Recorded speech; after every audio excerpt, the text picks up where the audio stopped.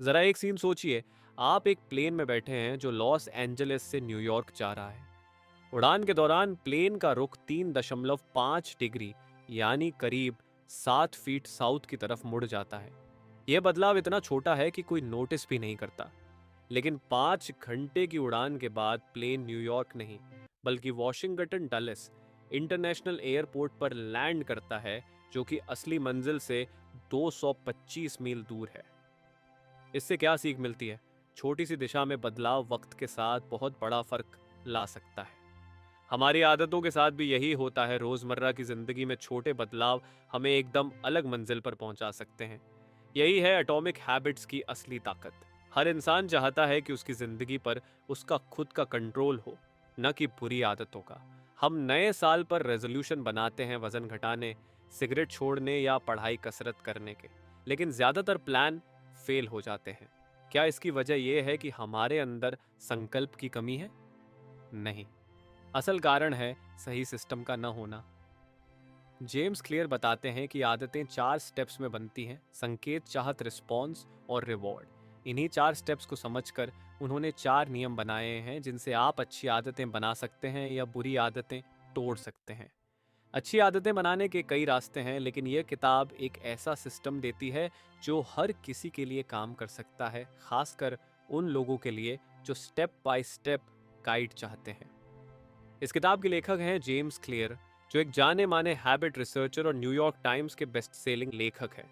उनकी email newsletter के 5 लाख से ज्यादा सब्सक्राइबर हैं और उनकी वेबसाइट पर हर महीने लाखों लोग आते हैं। उन्होंने द हैबिट्स एकेडमी नाम का प्लेटफॉर्म भी शुरू किया है, जहां हजारों लीडर्स, मैनेजर्स, टीचर्स और कोचेस बेहतर आदतें बनाना सीख चुके हैं। अब हम इस किताब को 3 हिस्सों में समझेंगे। पहला भाग, व्यवहार में बदलाव की बुनियादी बातें। दूसरा भाग, व्यवहार में बदलाव के 4 नियम। तीसरा भाग, इन 4 नियमों का उल्टा इस्तेमाल कैसे करें, basic principles of behaviour change. NBA team San Antonio Spurs के लॉकर रूम में दीवार पर जेकब रीस का एक कोट लिखा है: जब कुछ भी काम करता नहीं दिखता, तो मैं पत्थर काटने वाले को देखता हूँ जो बार बार पत्थर पर हथौड़ा मारता है, शायद 100 बार, और उसमें एक भी दरार नहीं आती। लेकिन 101 बार में वो पत्थर 2 टुकड़ों में बंट जाता है। मैं जानता हूँ कि ये आखिरी बार नहीं था जिसने पत्थर तोड़ा, बल्कि उससे पहले के सारे प्रयास थे।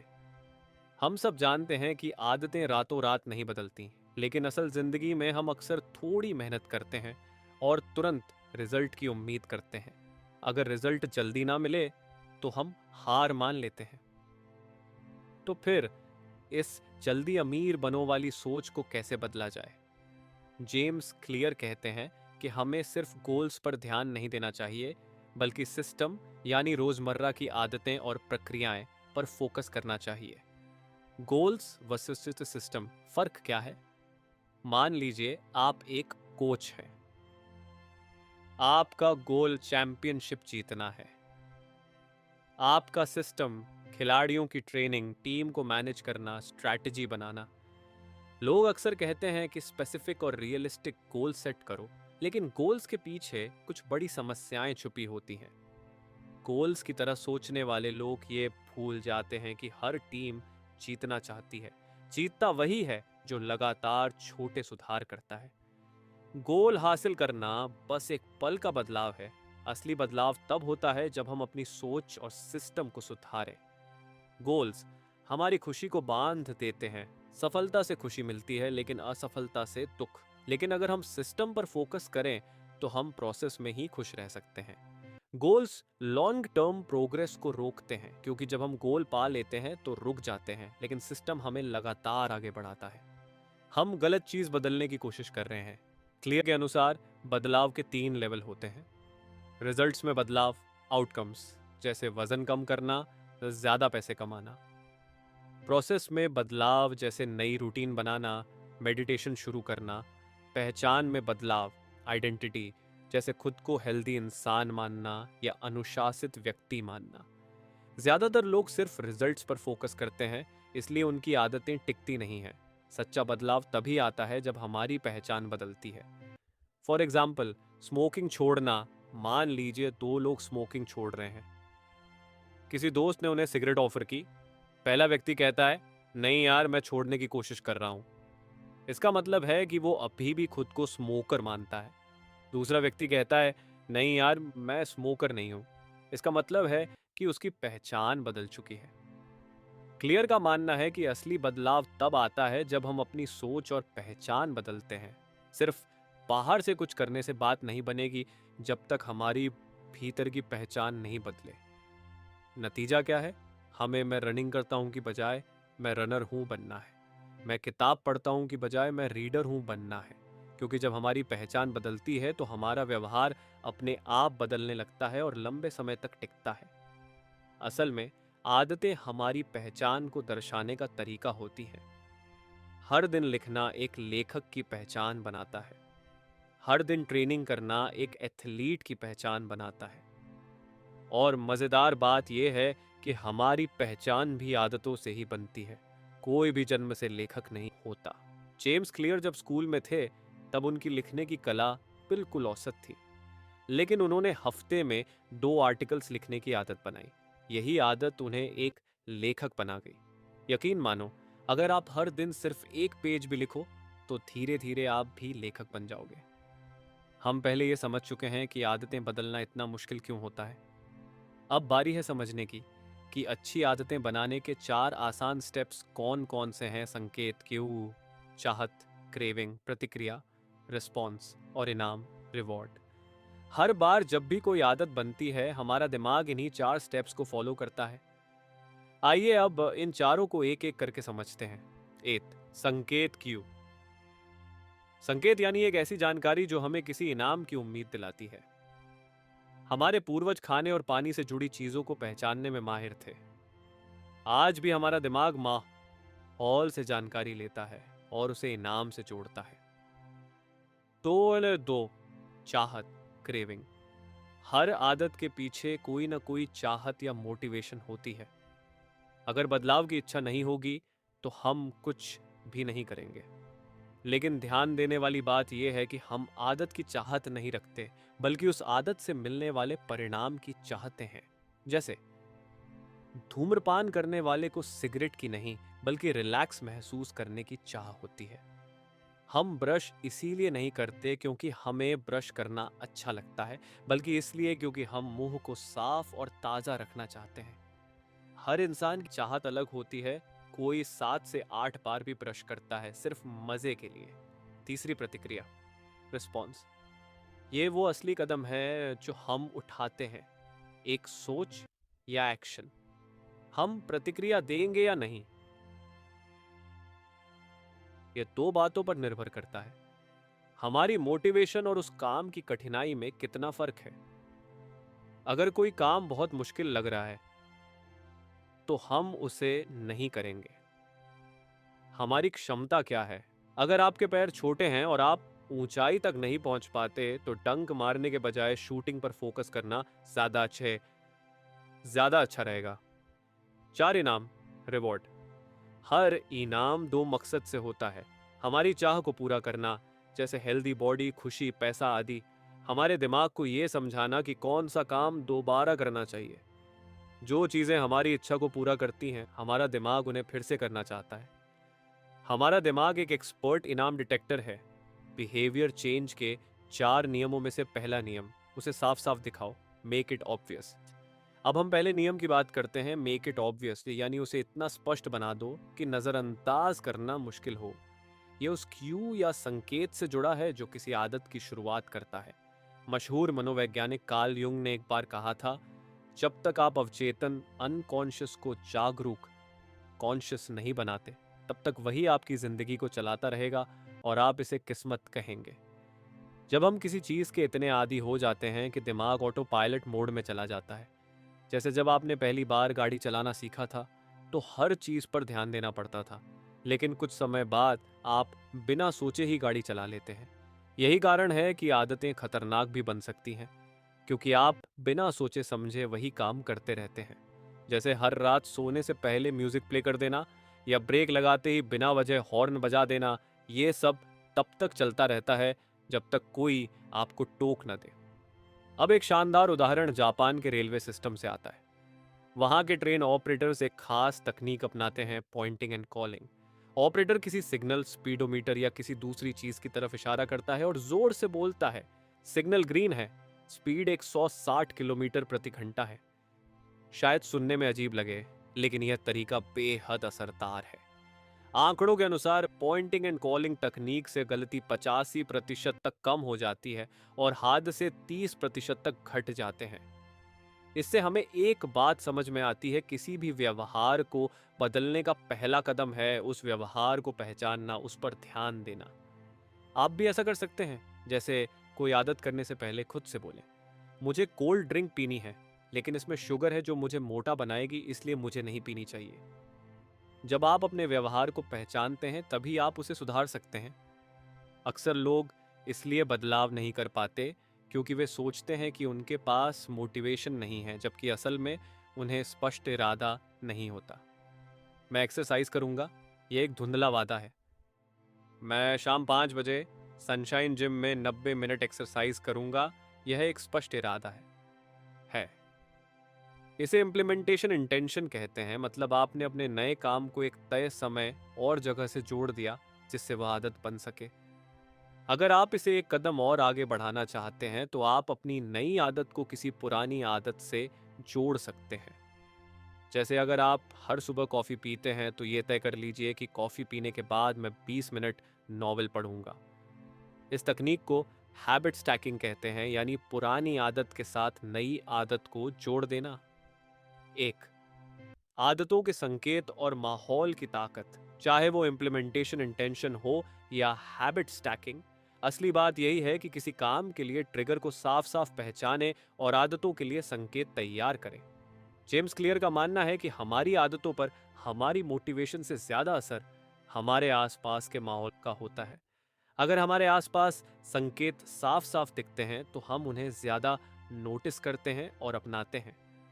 जैसे अगर आप ज्यादा किताबें पढ़ना चाहते हैं तो कमरे में अलग अलग जगह किताबें रख दीजिए।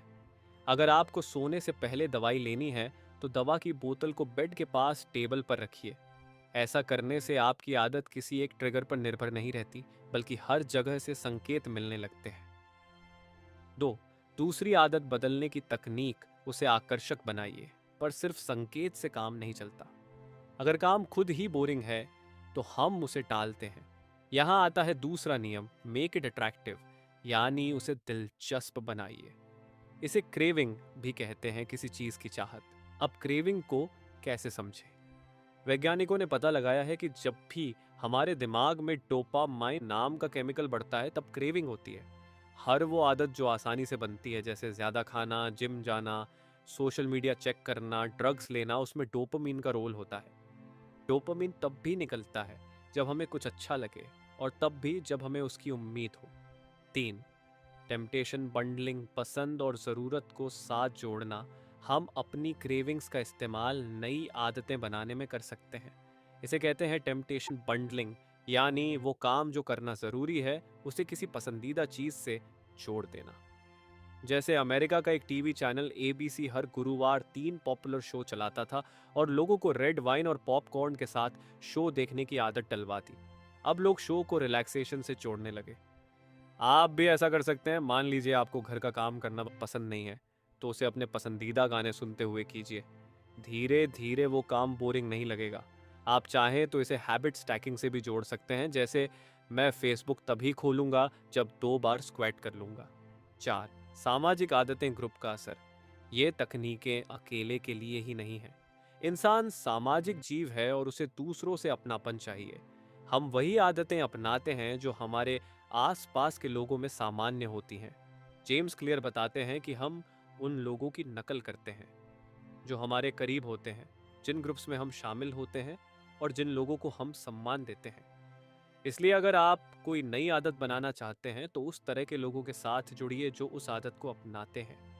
5, तीसरा नियम आसान बनाइए, रेपिटेशन ओवर परफेक्शन।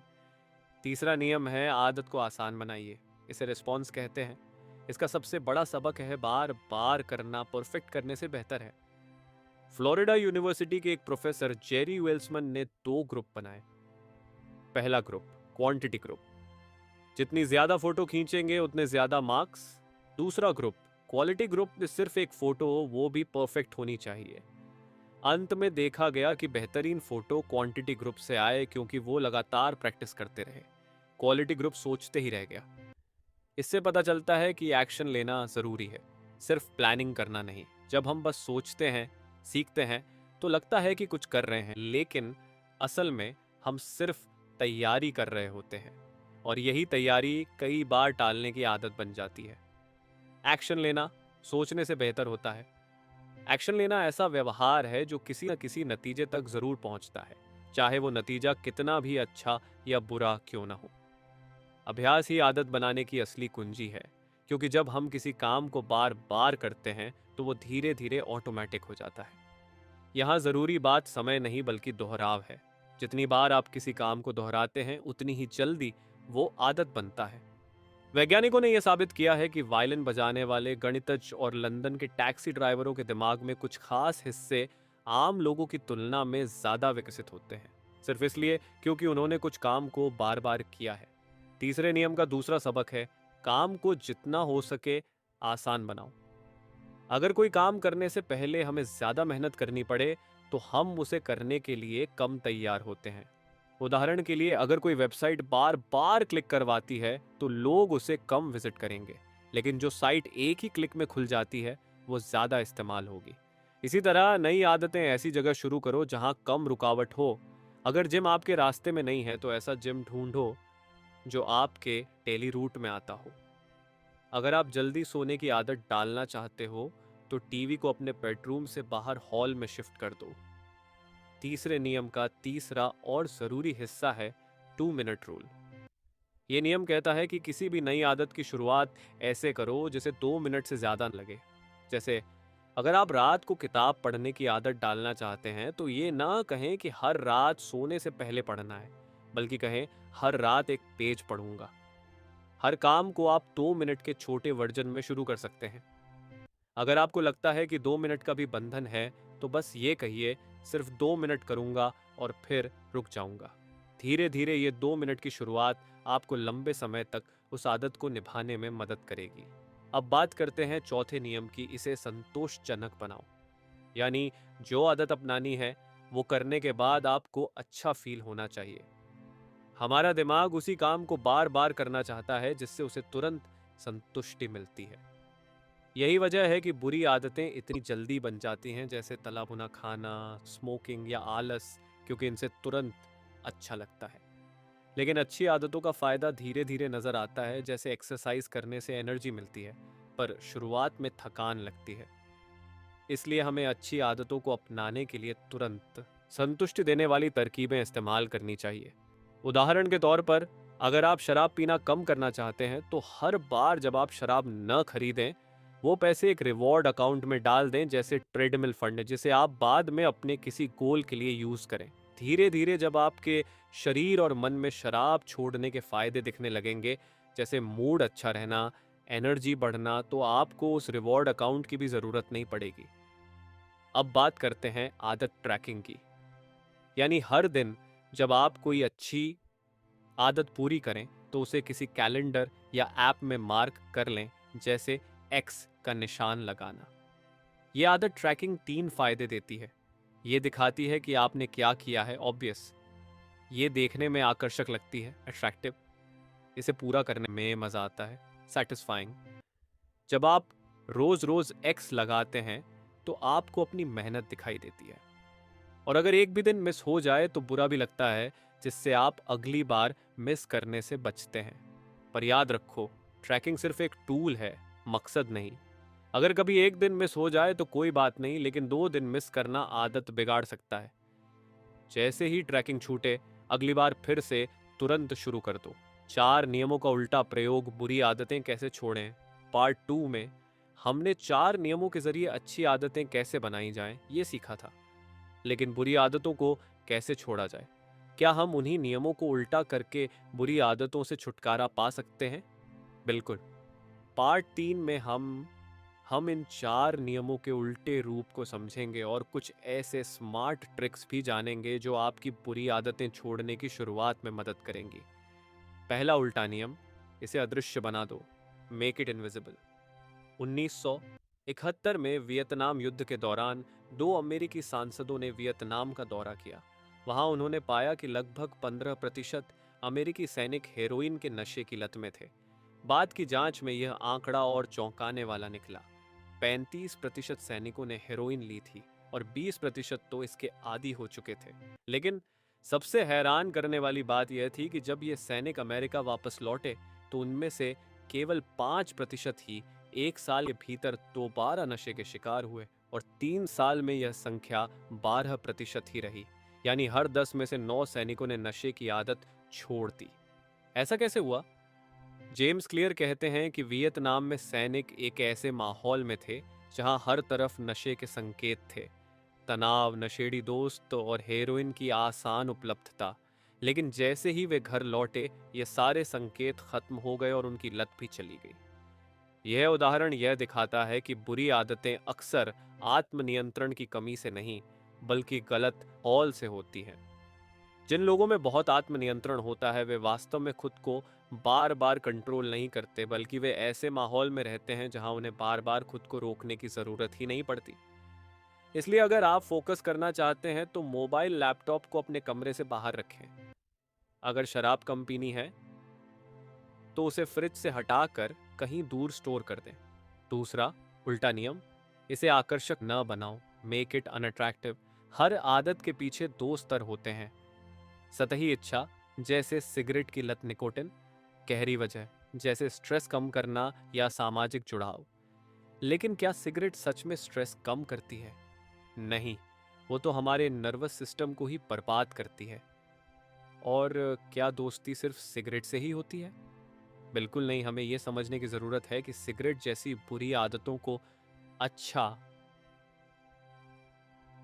मानना ही असली जड़ है। अगर हम बार बार उसके फायदे गिनवाते रहेंगे तो दिमाग उसे पॉजिटिव समझेगा। इसके बजाय सिगरेट छोड़ने के फायदे बार बार दोहराएं। मैं बीमार नहीं पड़ूंगा, मेरे पैसे बचेंगे, मुझे आज़ादी मिलेगी, इसे नारे की तरह दोहराएं। इस तरह जब आप किसी बुरी आदत को अनाकर्षक बनाते हैं तो आपका दिमाग उसे अपनाना ही नहीं चाहता। तीसरा, उल्टा नियम, इसे मुश्किल बना दो, मेक इट डिफिकल्ट। एक बार लेखक विक्टर ह्यूगो लगातार टाल मटोल कर रहे थे और पार्टीज में वक्त बर्बाद कर रहे थे। उनके पब्लिशर ने किताब की डेडलाइन तय कर दी सिर्फ 6 महीने बाद। ह्यूगो ने अपने सारे कपड़े ताले में बंद करवा दिए सिर्फ एक शॉल को छोड़कर। अब वह बाहर नहीं जा सकते थे, इसलिए घर में ही बंद रहकर लिखते रहे। और समय से पहले उनकी मशहूर किताब द हंचबैक ऑफ नोटर डाम पब्लिश हो गई। इसे कहते हैं कमिटमेंट डिवाइस, यानी खुद को बाध्य करना। अगर आप डाइट पर हैं तो खाना आने के बाद यह न सोचें कि मैं आधा ही खाऊंगा, बल्कि वेटर से पहले से कहें कि आधा पैक कर दे। या अगर आप गेम कम खेलना चाहते हैं तो एक्सबॉक्स को किसी और के कमरे में लॉक करवा दें। हर बार खेलना हो तो उससे चाबी मांगनी पड़ेगी, यह झंझट आदत को रोकने में मदद करेगा। चौथा, उल्टा नियम, इसे असंतोषजनक बना दो, मेक इट अनसैटिस्फाइंग। एक बार एयरफोर्स पायलट रॉजर फिशर ने परमाणु युद्ध रोकने के लिए एक अनोखा सुझाव दिया। उन्होंने कहा कि राष्ट्रपति को परमाणु बम लॉन्च करने के कोड एक वॉलंटियर के दिल में इम्प्लांट कर देने चाहिए, ताकि अगर राष्ट्रपति बम छोड़ना चाहे तो पहले उसे उस इंसान की जान लेनी पड़े। इस तरह वे निर्णय की असली कीमत समझ पाएंगे, निर्दोषों की मौत। इससे एक बड़ी बात पता चलती है, अगर किसी आदत से दुख या शर्मिंदगी जुड़ जाए तो हम उसे दोहराने से बचते हैं। इसका आसान तरीका है, एक अकाउंटेबिलिटी पार्टनर बनाएं, ऐसा व्यक्ति जिसे आप मानते हो। अगर आप उससे वादा तोड़ते हैं तो आपको शर्मिंदगी महसूस होगी और यह भावना बुरी आदत को रोकने में काफी असरदार होती है। मतलब, बुरी आदतें छोड़ने के लिए 4 उल्टे नियमों को अपनाओ। उसे अदृश्य बनाओ, उसे अनाकर्षक बनाओ, उसे मुश्किल बनाओ, उसे असंतोषजनक बनाओ। हर नियम को अपने जीवन में लागू करके आप किसी भी बुरी आदत को पीछे छोड़ सकते हैं। तो दोस्तों, एटॉमिक हैबिट्स हमें यह सिखाती है कि जिंदगी बदलने के लिए किसी बड़े बदलाव की जरूरत नहीं होती, बस हर दिन छोटे छोटे अच्छे फैसले लेने होते हैं। ये छोटी छोटी आदतें ही मिलकर हमारी लाइफ को या तो संवारती हैं या बिगाड़ती हैं। जेम्स क्लियर ने हमें सिखाया कि अगर हम सिर्फ 1% भी हर दिन बेहतर बने तो साल के अंत तक हमारी लाइफ पूरी तरह बदल सकती है। याद रखिए, आपकी आदतें आपकी पहचान बनती हैं और जब आप बेहतर आदतें चुनते हैं तो आप एक बेहतर इंसान बनते हैं। अगर आपको ये वीडियो पसंद आया हो तो लाइक ज़रूर कीजिए और कमेंट में बताइए कि आपकी सबसे बड़ी आदत से जुड़ी चुनौती क्या है, मैं ज़रूर जवाब दूंगा। और हाँ, अगर आप चाहते हैं कि आपकी लाइफ में भी पॉजिटिव चेंज आए तो इस इंस्पायर्ड बुकी चैनल को सब्सक्राइब करना बिल्कुल ना भूलें, क्योंकि हम यहाँ हर दूसरे दिन ऐसी ही इंस्पायरिंग बुक्स और लाइफ चेंजिंग आइडियाज़ लाते हैं, वो भी आसान और दिल से जुड़े हुए अंदाज में। अब वक्त है अपनी आदतों को अपग्रेड करने का। छोटा सोचना बंद कीजिए, छोटा करना शुरू कीजिए। चलो आज से एक नई आदत बनाते हैं। मिलते हैं अगले वीडियो में एक नई किताब के साथ। तब तक के लिए सीखते रहिए, बढ़ते रहिए और अपनी लाइफ को बेस्ट बनाते रहिए। बाकी आप अगली बुक समरी कौन सी सुनना पसंद करेंगे, आप हमें कमेंट में बता सकते हैं। धन्यवाद।